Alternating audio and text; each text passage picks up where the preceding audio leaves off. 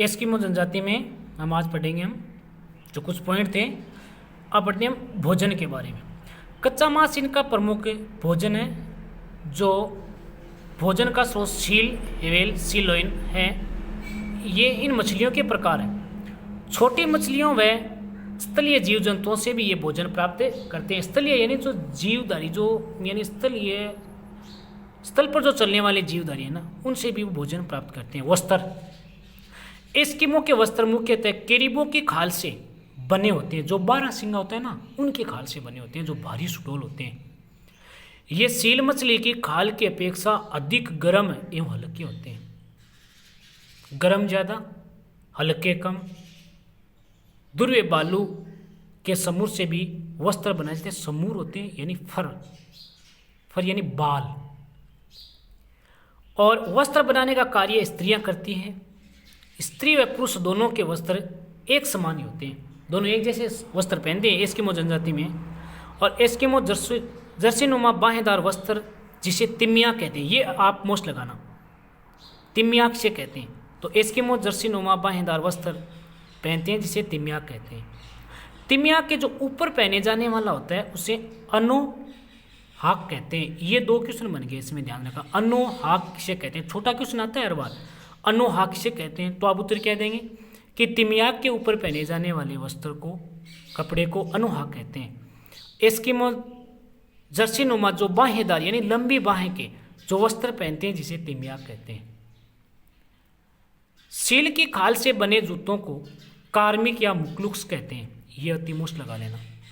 कार्मिक या मुकलुक्स से कहते हैं कि सील की खाल से जो बने जूतों को कार्मिक्स या मुकलुक्स कहते हैं। अब इनका निवास गृह आता है। इनके मकान बर्फ में, ये हमने पहले भी पढ़ा था।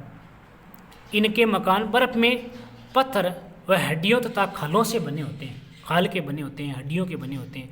शीतकाल में बर्फ के मकान को इग्लू, देखो इग्लू, ये देखो इग्लू है ना।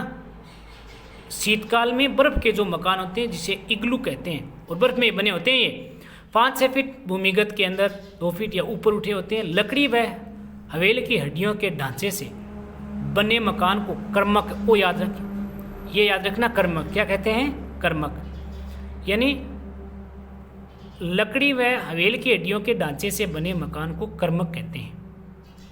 अब उसके बाद देखो सचित्र वर्णन के रूप में देखो इसमें, ये देखो मकान बने हैं। इसका प्रवेश द्वार एक भूमिगत सुरंग से जुड़ा होता है। ग्रीष्म काल में शिकार के दौरान ये लोग अस्थायी तंबू में रहते हैं, ये तो नॉर्मल है। अब देखो इसमें मुख्य पॉइंट, कयाक, चमड़े से बनी एक प्रकार की नाव जो 5 मीटर लंबी या 1.5 या 1.5 मीटर चौड़ी होती है, जिसे क्या कहते हैं? कयाक कहते हैं। ये ध्यान रखना कि कयाक से कहते हैं, ये एस्किमो जनजाति के चमड़े से बनी एक प्रकार की नाव जो 5 मीटर लंबी तथा 1.5 मीटर चौड़ी होती है, जिसे कयाक कहते हैं। अब आता है उमियाक, बड़ी नाव। ये ध्यान रखना भाई, ये हथियार है ना, ये किन के यंत्र उपकरण, ये किन के? एस्किमो जनजाति की है। उमियाक है बड़ी नाव जो व्हेल मछली के शिकार के दौरान काम में ली जाती है। यानी व्हेल मछली का शिकार कर लेते हैं। शिकार करने के दौरान जो काम में ली जाती है, यानी उसको शिकार कर लिया, उसके बाद में उसको बाहर कहीं ले जाने के लिए जिस नाव में घाल करके डाल उसमें गिरा करके ले जाते हैं, उसे उमियाक कहते हैं। बड़ी नाव है जो व्हेल मछली को शिकार के दौरान उसमें काम में लेते हैं, उसको क्या कहते हैं? उमियाक। बड़ी नाव होती है जिसको मछली का शिकार करने के बाद। और हार्पून हमने पढ़ाई था कि हार्पून यानी सील मछलियों के शिकार के लिए प्रयुक्त है। ये एक 2 से 1.5 मीटर लंबा भालानुमा हथियार होता है, जो फेंक करके जो रस्सी से बांधा जाता है। हार्पून हथियार यानी शीतकालीन में एस्किमो जनजाति के द्वारा शिकार किया जाता है। सलेंज, ये ध्यान रखना, बर्फ पर चलने वाली पहिए विहीन गाड़ी, यानी जिसके पहिए नहीं होते हैं। बर्फ में चलने वाली पहिए विहीन गाड़ी, जिसे कुत्ते व रेंडियर खींचते हैं। पहिए विहीन यानी जिसके पहिए नहीं होते हैं, और फिर कुत्ते और रेंडियर वाला सिंगों वाले जानवर जो इस गाड़ी को खींचते हैं। ये चित्र 2.2 में एस्किमो की सलेंज गाड़ी को रेंडियर खींच रहे हैं। देख लो यहाँ पे, ये देखो रेंडियर है, रेंडियर भालू, और ये कुत्ते खींच रही है। पहिए विहीन गाड़ी है जिनके पहिए नहीं है और बर्फ में खींची जा रही है। अब आता है एस्किमो जनजाति के समाज व संस्कृति। ये लोग छोटे छोटे समूह में रहते हैं, यानी छोटे छोटे भागों में निवास करते हैं।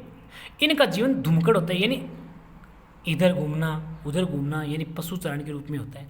आदिम ढंग से जीवन यापन करते हैं। पहले के रूप में पितृवंशीय समाज होते हैं, यानी पिता संबंधित पितृवंशीय, यानी जैसे पिता के वंश के रूप में पिता का दायित्व हो। इनमें बहुपत्नी प्रथा प्रचलित होती है, यानी एक पत्नी नहीं 2 या 3 पत्नी प्रथा प्रचलित होती है। ग्रीष्म काल में ये कई, आगे देखो, ग्रीष्म काल में कई उत्सवों समारोह में मनाते जाते हैं। एस्किमो लोग जादू टोनों में भी विश्वास रखते हैं कि जादू भी टोना भी होता है। एस्किमो एल्यूट भाषा बोलते हैं, ये अधिक मोस्ट रखना भाई, ये मोस्ट आता है, हमारे मोस्ट पॉइंट पे आते हैं तो एल्यूट भाषा बोलते हैं। यानी एस्किमो जनजाति कौन सी भाषा बोलते थे? एल्यूट भाषा। कौन सी भाषा? एल्यूट भाषा।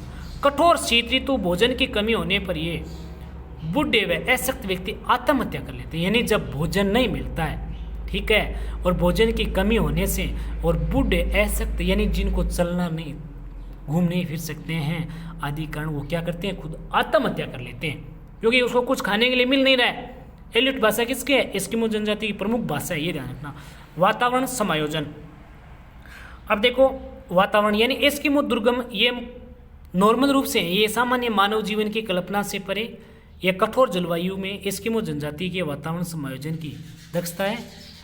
और एस्किमो हिम का ही प्रयोग कर हिम निवास यानी इग्लू, यानी बर्फ का इग्लू, बर्फ में जो सील मछली हड्डियों से लकड़ी से जो बनाया जाता है उसको इग्लू कहते हैं ना, जो बर्फ में। स्लेज गाड़ी बनाने के लिए वालरस की हड्डियों को काम में लेते हैं, यानी वालरस स्लेज के, यो सील मछली के स्लेज की गाड़ी वालरस की हड्डियों को काम में लेते हैं, यानी मछली का ही प्रकार है। ये झंझाओं तथा हिम पर सूर्य की किरणों पड़ने से होने वाली चमक से आंखों को बचाने के लिए आंख कवच का उपयोग करते हैं, यानी सूर्य की तेज किरणों पर आंख के ऊपर कुछ न कुछ अपना कवच रखते हैं। अब आधुनिक संस्कृति से संपर्क। एकांकी ध्रुवीय प्रदेश में निवास करने वाली इस जनजाति का 1960 के पश्चात यूरोपियन व अमेरिकी लोगों से संपर्क बढ़ा था, यानी 1960 के पश्चात ये लोग यूरोपीय महाद्वीप की ओर अमेरिकन लोगों से संपर्क बढ़ा, यानी अमेरिका, क्योंकि ये एस्किमो जनजाति अधिकतर कहाँ निवास करती है, तो 1960 के पश्चात यूरोपियन व अमेरिकी लोगों से संपर्क बढ़ा। तो अमेरिकन यूरोपियन लोगों से संपर्क बढ़ने से वहाँ पर ये जनजाति अधिक निवास करने लगी थी। हमने पहले पढ़ा एस्किमो जनजाति निवास क्या करती, ग्रीनलैंड महाद्वीप, उत्तरी अमेरिका। अब ये लोग आग्नेय अस्त्रों, बंदूक आदि का प्रयोग करने लगे। कयाक के स्थान पर मोटर चालित, यानी जो कयाक नाव रखते थे उनके स्थान पर मोटर चालित, मोटर से जो चलने वाली नाव, और स्लेज के स्थान पर स्नो स्कूटर का प्रयोग बढ़ा, यानी मशीनों से जो इलेक्ट्रॉनिक साधन थे ना उनका प्रयोग बढ़ाने लगे। पारंपरिक वातावरण का रूपांतरण तीव्र गति से होने लगा। फर यानी उनके बाल, समूर आदि की व्यापार से मुद्रा मिलने से उनके पहनावे व रहन सहन की विधियों में भी बदलाव आया, यानी अपने जो उन्हें एस्किमो जनजाति के फर, जो बाल है, जो उनकी खाल है, उनके आदि को दूसरे देशों के साथ व्यापार करने से उनके मुद्रा आने लगी, और मुद्रा आने से अपने जीविकोपार्जन में बदलाव आया, और अपने पहनावे में, रहन सहन में उन्होंने कुछ प्रमुख बदलाव कर लिया। अमेरिकी सरकार द्वारा प्रदत्त स्वास्थ्य सुविधाओं के बढ़ने व भरण पोषण सरल होने से एस्किमो लोगों की जनसंख्या कनाडा व अलास्का में निरंतर बढ़ रही है। अलास्का यानी जनसंख्या कनाडा और अलास्का में निरंतर बढ़ती जा रही है। अभी भी इनका संख्या वृद्धि से टुंड्रा के तटीय क्षेत्रों के पर्यावरण पर इसका प्रतिकूल प्रभाव पड़ा, यानी टुंड्रा यानी ठंडा इलाका, वहाँ पे अधिक प्रभाव पड़ा है जहाँ पे आखेट यानी शिकार मिलते हैं। 21वीं शताब्दी में एस्किमो का जनजातीय परिवेश मात्र ऐतिहासिक रहा है, यानी नॉर्मल रूप से, कम रूप से माना गया है।